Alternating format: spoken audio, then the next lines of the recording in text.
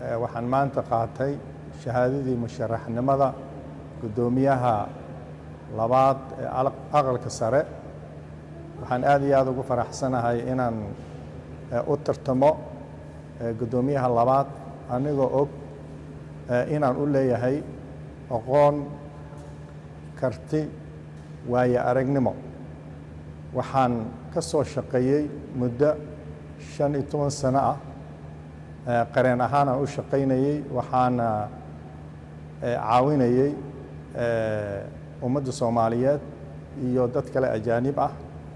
waxaa igu dhalatay inaan dalka imaado oo khibradayda aan ku kordhiyo dalkeena Soomaaliyeed. waxaan xubin ka noqday guddiga dib u eegista iyo hirgelinta dastuurka oo aan 2 sano in ka badan aan ka soo shaqeeyey. kadibna saad ula socotaan waxaan noqday wasiirka cadaaladda 2 jeer. waxaan kale sii noqday wasiirka gaashaandhig. muddadii aan ku jiray dowladnimada waxaan ka qaatay door aad iyo aad muhiim u ah. waxaan dib u habeyn ballaaran ku sameeyey garsoorkeena, aad og tihiin maanta tayadiis. waxaan kale dib u habeyn ballaaran ku sameeyey wasaaradda gaashaandhigga iyo ciidankeena qalabka sida. maadaama aan laanta fulinta la soo shaqeeyey muddadaas, waxaan hadda ii muuqda inaan laanta sharci dejinta aan la shaqeeyo anigoo og inaan aqoonteeda, kartideeda iyo waayo aragnimadeeda inaan leeyahay. waxa aan dareensanahay aqalka sare inuu yahay maqaam weyn uu kaga yaalo dalka, maadaama dalka uu galay nidaam federaal ah. nidaamkan federaalkan wuxuu u baahan yahay aqoon, yuu u baahan yahay. wuxuu u baahan yahay in awood qiibsiga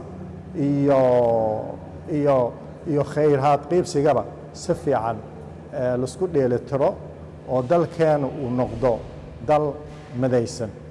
aqalka sare wuxuu u taagan yahay midnimada qaran. waxaad la socotaan in aqalka sare uu ka kooban yahay dowlad goboleed. dowlad goboleedadaas waxay tiirar waaweyn ay u yihiin midnimada qarankay muhiim u yihiin. marka waxaa loo baahan yahay marka in nidaamka isku haya dowladnimada oo federaalka ah iyo nidaamka guud oo dib u habeynta hay'adaha dowladda ay isla socdaan. anigana waxaan aaminsanahay shakhsiga arrintaas si fiican u fahamsan, maadaama aan sharci yaqaan ahay, dastuurkiina aan ka soo shaqeey, aan garanaya dastuurkii, aan garanaya hay-ooyinka amniga iyo cadaaladda, aana ka shaqeeyey talo bixinna aan aad uga bixiyey nidaamka dib u habeynta shuruucda dalka iyo nidaamka deyn cafiska. waxaad la socotaan dalkeena hadda deyn cafiskii inuu meel gebagebe marahayo, oo doorashadan sababta loo dedejinayba ay tahay in dhaqso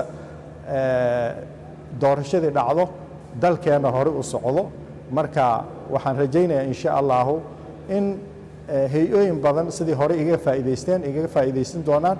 aqalkan sarena waxaan isku dayayaa insha allahu shaqaalaha aqalka sare capacity-kooda in la dhiso, senatarada naftooda in ay fursad u helaan inay u shaqeeyaan qaabkii senatarada kale adduunyada u shaqaynayeen, oo meel tababaro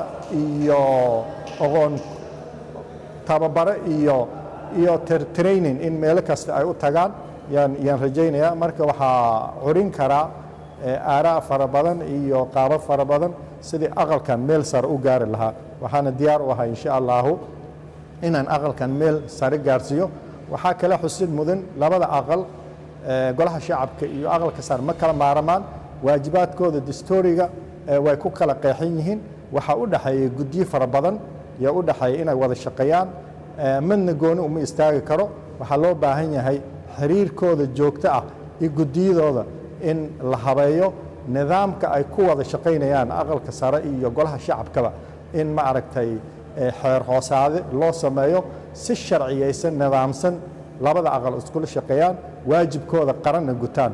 waxaa kale xusid mudan labadan aqal waxaa laga rabaa in ay kormeer ay ku sameeyaan dowladda, khaas ahaan laanta fulinta.